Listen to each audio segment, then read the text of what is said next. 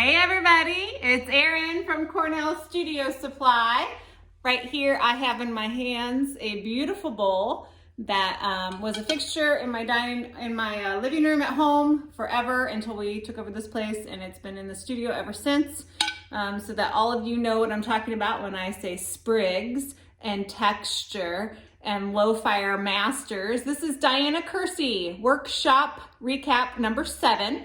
It was a February workshop 5 years ago. Diana Kersey. This is from 2007, this piece. And she is one of my favorite all-time potters.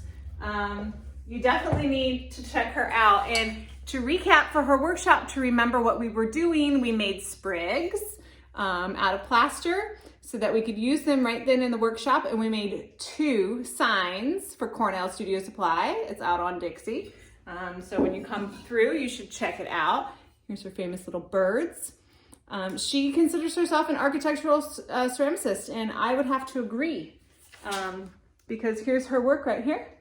It's Diana Kersey, San Antonio. This is one of her first bridges that she did, and her tiles are incredible. The texture, the color, oh my gosh. Look, here's her little toad. I mean, these sprigs are huge. And the sprigs that she used on this bridge are the buildings that she's been doing are incredible. They're gigantic. So we have low fire clay with raccoon.